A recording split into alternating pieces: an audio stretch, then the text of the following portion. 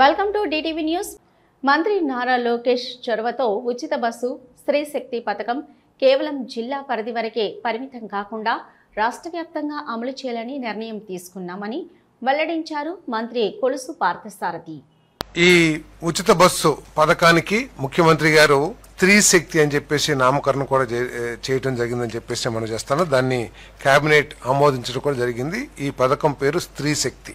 మొన్నటి వరకు కూడా వార్తలు చాలా వచ్చినాయి. ఏదో జిల్లాల వరకే ఈ ఉచిత బస్సుని ఇస్తారు, జిల్లాలో మాత్రమే మహిళలు ప్రయాణం చేయడానికి ఉచితంగా అవకాశాలు కల్పిస్తారని చెప్పేసి. మరి ఈ వార్తల నేపథ్యంలో ఇటీవల గ్రూప్ ఆఫ్ మినిస్టర్స్ కానివ్వండి, ఎవరైతే ఈ పథకాన్ని చేశారో ప్రీతమ యువనేత లోకేష్ గారి చొరవతో ఈ పథకాన్ని రాష్ట్రం మొత్తం కూడా అమలు చేయడానికి నిర్ణయం తీసుకున్నారని చెప్పేసి కూడా నేను మనవి చేస్తాను. ఈ పథకం ద్వారా ప్రభుత్వానికి 1942 కోట్ల రూపాయలు, నెలకి 122 కోట్ల రూపాయలు భారం పడుతుందని చెప్పేసి కూడా నేను ఈ సందర్భంగా తెలియజేస్తా ఉన్నాను. మరి దాదాపు 75% బస్సుల్లో ఏపీఎస్ఆర్టీసీ రవాణా చేస్తున్న దాదాపు 11,200 బస్సుల్లో దాదాపు 11,449 బస్సుల్లో 8,456 బస్సుల్లో ఉచిత బస్సు పథకం అనేది అమలు కాబోతుందని చెప్పేసి కూడా ఈ సందర్భంగా తెలియజేస్తాను. తాడేపల్లిలోని వైఎస్ఆర్సీపీ కేంద్ర కార్యాలయంలో జాతీయ చేనేత దినోత్సవ కార్యక్రమం నిర్వహించారు. ఈ సందర్భంగా చేనేత నాయకులు మాట్లాడారు.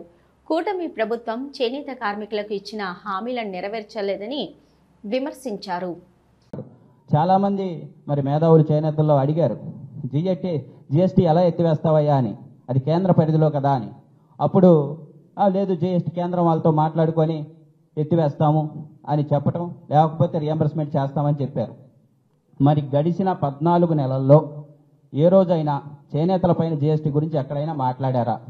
జిఎస్టీ కౌన్సిల్లో ప్రస్తావించారా?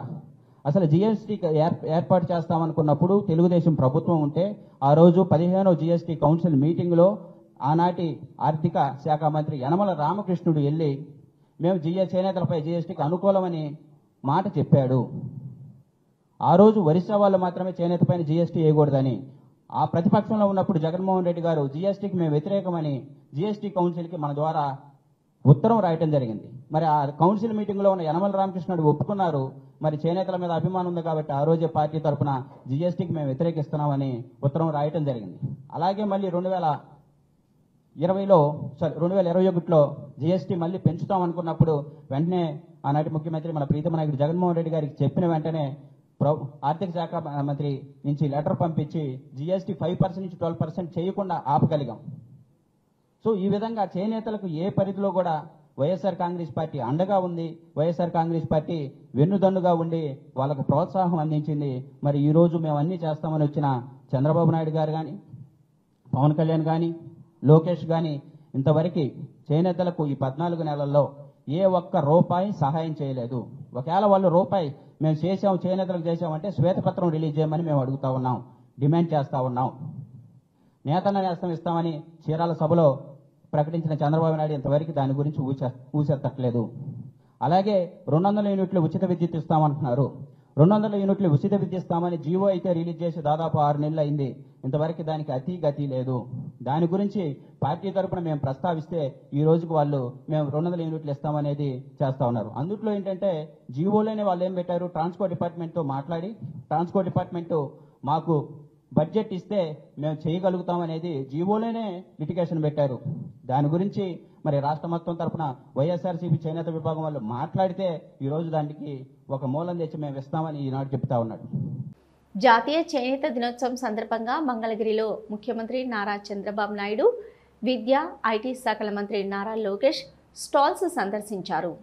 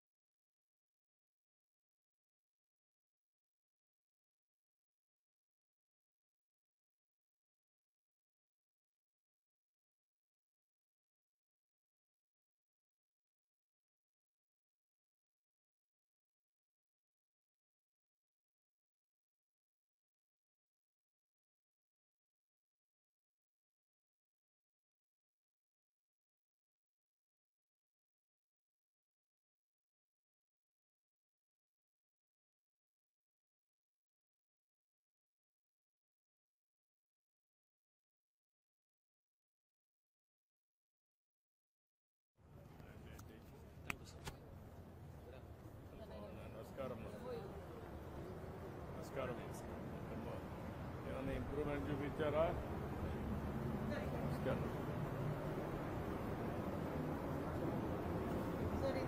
MOU between Tanera sir, turn it. Tanera వాళ్ళకి మనం ఇస్తున్నాం సార్. వాళ్ళు మన ఊర్లోకి వచ్చి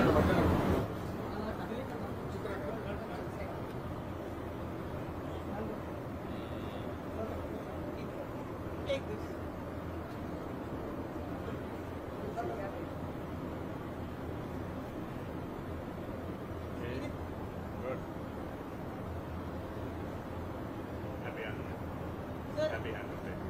Thank you. Birla Group, sir. Birla Group, they are taking mana products and putting in their showrooms, sir. They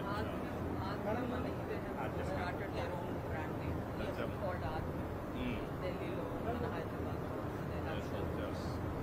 Only national level, international also you are having. You are having, how many shops you are having? We have the 4 showrooms for Aatma. Four. We are on content marketing. They are own. End to end you are working? The designing, you were to consumer. Okay, good. Sir ఇది వెంకటగిరి సంస్థానం వాళ్ళకి revival చేస్తున్నారు sir. Tata group వాళ్ళు, Tata trust వాళ్ళు. What is this?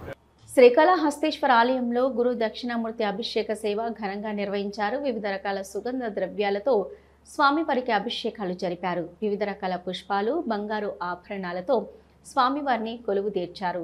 అధిక సంఖ్యలో భక్తులు స్వామివారి అభిషేక సేవలో పాల్గొన్నారు.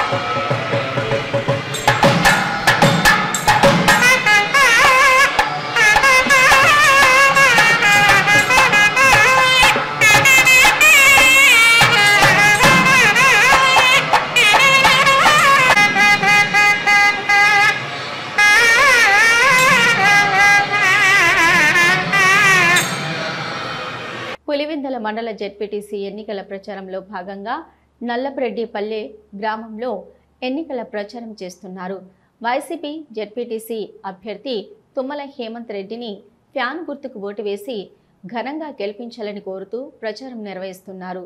ఈ ప్రచార కార్యక్రమంలో కడప పార్లమెంటు సభ్యులు YS Avinash Reddy, MLC Ramasubba Reddy, MLC Ramesh Yadav, Dharmavaram మాజీ ఎమ్మెల్యే కేతిరెడ్డి వెంకటరామరెడ్డి, వైసీపీ రాష్ట్ర ప్రధాన కార్యదర్శి సతీష్ రెడ్డి, వైసీపీ రాష్ట్ర అధికార ప్రతినిధి రాచమల్లి శివప్రసాద్ రెడ్డి, కడప జిల్లా వైస్ ప్రెసిడెంట్ డివి శశికాంత్ రెడ్డి భారీగా వైసీపీ కార్యకర్తలు పాల్గొననున్నారు. కొండెపి పంచాయతీ ఎన్నికలలో అభ్యర్థుల విత్డ్రా ప్రక్రియలో అవకతవకలు జరిగాయి అంటూ ఎన్నికల కమిషనర్ నీలం స్నాహినికి ఫిర్యాదు చేశారు. మాజీ మంత్రులు ఆదిమూలపు సురేష్, మాజీ ఎమ్మెల్యే మల్లాది విష్ణు మరియు వెల్లంపల్లి శ్రీనివాసరావు సుమారు 14 సంవత్సరాల తర్వాత కొండెపిలో జరుగుతున్న పంచాయతీ ఎన్నికలలో వైసీపీ సర్పంచ్ అభ్యర్థిగా నామినేషన్ వేసిన పల్లె మేరీ సంతకాన్ని ఫోర్జరీ చేసి నామినేషన్ విత్డ్రా చేశారని, నామినేషన్ విత్డ్రా ప్రక్రియలో అవకతవకలు జరిగాయని, ఏకపక్షంగా గ్రామ సర్పంచ్ని ప్రకటించారని, ప్రజాస్వామ్యాన్ని కూనీ చేశారని ఫిర్యాదు చేశారు. వైఎస్ఆర్ కాంగ్రెస్ పార్టీ అభ్యర్థుల్ని నామినేషన్ వేయకుండా అడ్డగించాలి. ఎవరు నామినేషన్ వేస్తారో చూద్దాం. ఏ మగాడు దమ్మున్న మగాడు ఎవరున్నారు ఈ కొండెపి గ్రామ పంచాయతీలో నామినేషన్ వేయడానికి మేము చూస్తామని చెప్పి బెదిరింపులకు దిగి పూర్తిగా అభ్యర్థులందరినీ కూడా ఆ యొక్క పంచాయతీకి సంబంధించినటువంటి వార్డుల్లో అలాగే సర్పంచ్ అభ్యర్థుల్లో దళిత అభ్యర్థులందరినీ కూడా బెదిరించే కార్యక్రమం మొదలుపెట్టడం జరిగింది. ఏదో విధంగా వైఎస్ఆర్ కాంగ్రెస్ పార్టీ అన్ని అడ్డంకులను ఎదుర్కొని వాళ్ళు ఎన్ని ప్రలోభాలు పెట్టినా, ఎన్ని బెదిరింపులు చేసినా, ఇళ్ల మీదకి దాడికి దిగినా కూడా ఎదురొడ్డి నామినేషన్లు వేశారు. నామినేషన్లు వేసిన తర్వాత నామినేషన్లు విత్డ్రా ప్రక్రియ ఇంకా ఘోరంగా జరిగింది. ఆ నామినేషన్ ప్రక్రియలో ఫోర్జరీ సంతకంతో పల్లె మేరీ అనే అభ్యర్థిగా ఆవిడ నామినేషన్ వేస్తే ఆ నామినేషన్ను ఫోర్జరీ సంతకంతో విత్డ్రా చేసి ఏకపక్షంగా ఆ గ్రామ పంచాయతీ సర్పంచ్ ఎన్నికలను డిక్లేర్ చేసుకోవడం ప్రజాస్వామ్యం కూలి అయిన పరిస్థితి కొండెపి. మాజీ మంత్రి గుంటూరు జిల్లా వైఎస్ఆర్సీపీ అధ్యక్షులు అంబటి రాంబాబు ప్రెస్ మీట్ నిర్వహించారు. కూటమి ప్రభుత్వంలో ఇచ్చిన హామీలను ఏమీ సక్రమంగా ప్రజలకు అందివ్వడం లేదని, కూటమి ప్రభుత్వంలో వైసీపీ నాయకులపై కేసులు, దాడులు చేస్తున్నారని, మా నాయకులు, కార్యకర్తలపై దాడి చేసిన వారిపై పోలీసులు ఎటువంటి చర్యలు తీసుకోవడం లేదని విమర్శించారు అంబటి రాంబాబు. ఎన్నో ఆశలు పెట్టుకున్నారు, ఆయన కూడా ఎన్నో ఆశలు కల్పించారు. కల్పించిన తర్వాత ఆయన ఆ ఆశల్ని ఏవి నెరవేర్చే దూరంలో లేకపోవటం వల్ల ప్రజల నుంచి ఒక రకమైన తిరుగుబాటు ప్రారంభమైంది. నిన్న విశాఖపట్నంలో స్టాండింగ్ కమిటీ ఎన్నికలు జరిగాయి. ఆ స్టాండింగ్ కమిటీ ఎన్నికల్లో మేము ఒక స్టాండింగ్ కమిటీని గెలుచుకున్నాం. అది కూడా 50 ఓట్లు గరిష్టంగా గెలుచుకోవటం జరిగింది. అంతకుముందు మాకు 59 ఉంటే 27 మందిని కూటమి కొనుక్కుంది. అంటే మాకు 32 మందే ఉన్నారు చివరికి. ఆ 32 కన్నా ఎక్కువ ఓట్లు వచ్చాయి. చాలా చోట్ల ఓడిపోయినా కూడా స్టాండింగ్ కమిటీల్లో, ఒక చోట 50 వచ్చి ఒక స్టాండింగ్ కమిటీని గెలుచుకున్నాం. ఇవన్నీ కూడా సంకేతాలు. చంద్రబాబు నాయుడు గారిని నమ్మి మనం వెళితే ఆయన దగ్గర ఏమీ లేదని తెలుసుకొని మళ్ళా వైఎస్ఆర్ కాంగ్రెస్ పార్టీని గెలిపించాలనేటువంటి ఉద్దేశంతో ప్రజలు ఉన్నారనే దానికి ఇది ఒక చక్కని సంకేతం. దానిలో భాగంగానే మీరు చూసినట్లయితే నిన్న మొన్న పులివెందుల జెడ్పీటీసీ ఎన్నిక, చంద్రబాబు నాయుడు గారు ఏ ఎన్నికైనా ఏదో ఒక విధంగా గెలవాలి, ఎన్ని అన్యాయాలు అక్రమాలు చేసైనా గెలిచి తన గ్రాఫ్ పడిపోవడం లేదు, తన పతనం ప్రారంభం కాలేదు అని నిరూపించుకోవాలనేటువంటి తాపత్రయంతో పిచ్చి పిచ్చి పనులన్నీ చేస్తున్నాడు. పులివెందుల వైఎస్ఆర్ కాంగ్రెస్ పార్టీ గెలుచుకున్నటువంటి జడ్పీటీసీ, దురదృష్టవశాత్తు ఆ జడ్పీటీసీ యాక్సిడెంట్లో మరణిస్తే ఇప్పుడు ఎన్నిక పెట్టారు. ఇంకెంత ఉంది? 12 మాసాలు ఉంది. ఈ ఎన్నికలో ఏదో ఒక విధంగా గెలవాలి. డబ్బు ఖర్చు పెట్టన్నా గెలవాలి, అధికార దుర్వినియోగం చేసి గెలవాలి, లేదా బెదిరించన్నా గెలవాలి అనేటువంటి ఉద్దేశంతో ఎంటైర్ పోలీస్ యంత్రాంగాన్ని అంతా కూడా పెట్టుకొని ఏదో ఒక విధంగా గెలవాలనేటువంటి తాపత్రయంతో చంద్రబాబు నాయుడు గారు ఎంతకు దిగజారిపోయారో చెప్పాల్సిన అవసరం లేదు. శాంతి భద్రతలు కాపాడవలసిన బాధ్యతల్లో ఉన్న డీఐజీ కోయ ప్రవీణ్ జెడ్పీటీసీ ఎన్నికల ప్రచారంలో వైసీపీ వారిపై దాడి చేసిన వారిపై ఎందుకు చర్యలు తీసుకోలేదని అడిగిన ప్రసన్నకు ఆయన సమాధానం ఆయన మాటల్లోనే విందాం.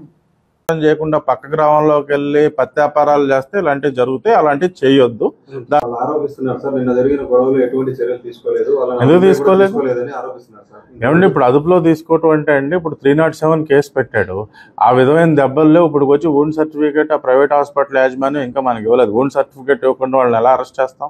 జడ్జి గారు తీసుకెళ్తే మా మొహాన్ని ఇసురు కొడతారు పేపర్ ఆగింది. లేదంటే తలకాయలు ఎగిరిపోయాయి కదా.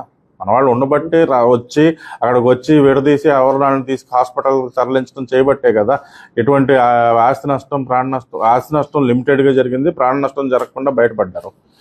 పోలీస్ వారికి తమ పార్టీ నాయకులకు కార్యకర్తలకు భద్రత ఉండేలా చూడాలని విజ్ఞప్తి చేశారు మాజీ ఎమ్మెల్యే రాచమల్లు శివప్రసాద్ రెడ్డి.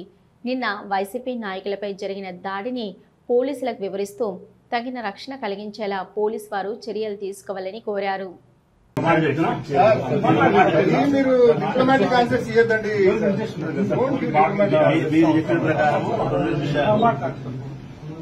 మీరు చెప్పిన ప్రకారము జరగబోయే ప్రతి నేరానికి పోలీసులు ఏమి గ్యారెంటీ ఉంటారని నేను అనుకోను. ఎందుకంటే మీకేం కాలజ్ఞానం తెలియదు, ఊహించగలుగుతారు. ఇక్కడ జరగచ్చు జరగకపోవచ్చు, ఈ ఎలిమెంట్స్ ఉంటారు. ఒకసారి మీ ఊహ కరెక్ట్ అవుతారు, ఒకసారి మీ ఊహ కూడా నేరం జరుగుతుంది. సో మిమ్మల్ని నా బాధ ఏంటంటే నేరం జరిగిన తర్వాత మళ్ళా నేరం జరగకుండా మీరు జాగ్రత్తలు తీసుకోవడం మీ బాధ్యత. ఇక్కడ నా బాధ ఏంటంటే నిన్న ఎవడు కిరికిరి భాష అనేవాడు విజయ్ కుమార్ అనేవాడు ఎవరైతే దాడి చేసి ఉన్నాడో హత్యా ప్రయత్నం చేసినాడో 307 సెక్షన్లో ముద్దాయి నిన్నైనాడు 307 అయినాడు. నిన్న 307లో ముద్దాయి అయిన వ్యక్తులు 24 గంటలు గడవక ముందే మరొక 307లో ముద్దాయి అవుతున్నారు. 2-4 కిలోమీటర్ల లోపలంటే అందరూ చేనేత కార్మికులు అని పిలుస్తారు, నేను మాత్రం చేనేత కళాకారులు అని పిలుస్తానని ఉద్ఘాటించారు మంత్రి నారా లోకేష్. చేనేత కళాకారుల గురించి నారా లోకేష్ మాట్లాడుతూ చేనేత కుటుంబాలకు తాను ఎల్లవేళలా అందుబాటులో ఉంటూ వారి అభివృద్ధికి కృషి చేస్తానని హామీ ఇచ్చారు. మంగళగిరి నియోజకవర్గంలో జాతీయ చేనేత దినోత్సవం జరుపుకుంటాం నా అదృష్టంగా నేను భావిస్తున్నా. అందరూ చేనేతల్ని కార్మికులు అంటారు, కానీ చేనేత సోదరులు పడుతున్న కష్టాలు నేరుగా నేను చూశాను.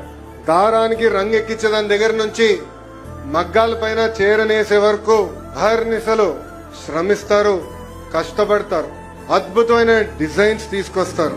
అందుకే నేతలందరినీ నేను చేనేత కళాకారులని ఈ సభాముఖంగా పిలుస్తున్నాను. 2019లో 21 రోజుల ముందల తెలుగుదేశం పార్టీ అభ్యర్థిగా మీ ముందరకు వచ్చా. మంగళగిరి నియోజకవర్గంలో 5300 ఓట్లతో ఓడిపోయా.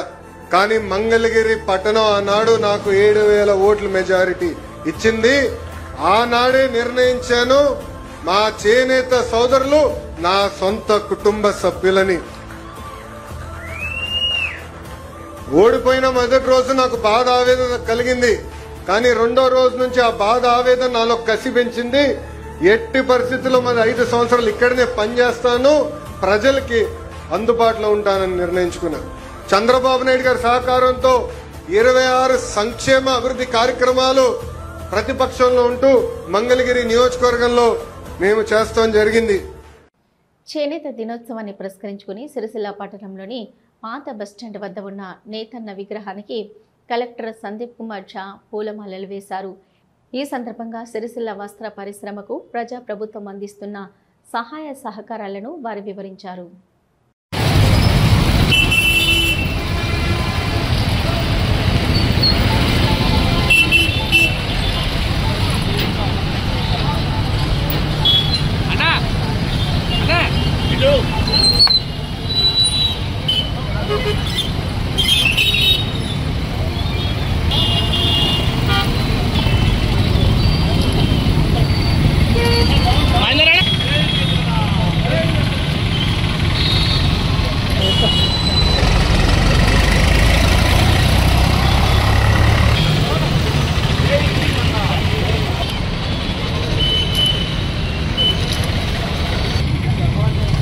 ఏఐసీసీ అధ్యక్షులు మల్లికార్జున ఖర్గేని ఖర్గే కార్యాలయంలో తెలంగాణ రాష్ట్ర ముఖ్యమంత్రి రేవంత్ రెడ్డి, ఉప ముఖ్యమంత్రి భట్టి విక్రమార్క, టీపీసీసీ అధ్యక్షులు మహేష్ గౌడ్, రాష్ట్ర మంత్రివర్గ బృందం మరియు తెలంగాణ కాంగ్రెస్ పార్టీ పార్లమెంటు సభ్యులతో కలిసి మర్యాదపూర్వకంగా కలిశారు.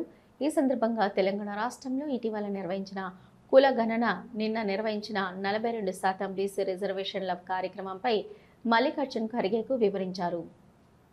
ఖమ్మం జిల్లాలోని ప్రతి నియోజకవర్గానికి జాతీయ రహదారులు అనుసంధానమయ్యేలా ఖమ్మం జిల్లాని తీర్చిదిద్దడమే నా ఆశయమని, నా ఆలోచన.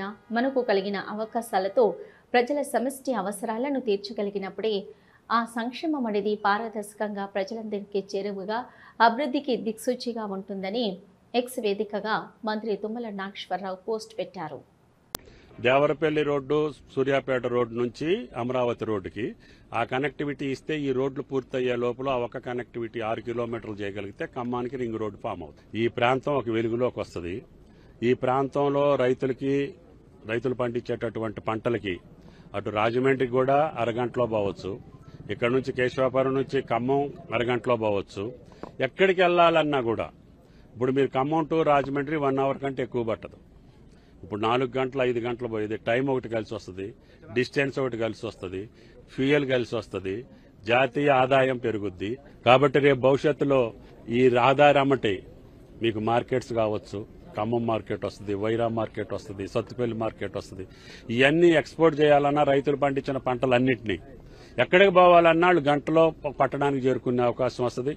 వాల్యూ యాడెడ్ చేసేటటువంటి ఫ్యాక్టరీలు, ప్రాసెసింగ్ యూనిట్లు. కాబట్టి రహదారి రైతుల కోసం, రహదారి ప్రజా సౌకర్యం కోసం, రహదారి దేశ అభివృద్ధి కోసం.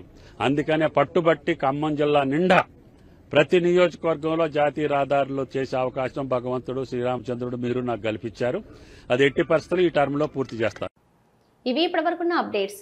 చూస్తూనే ఉండండి న్యూస్.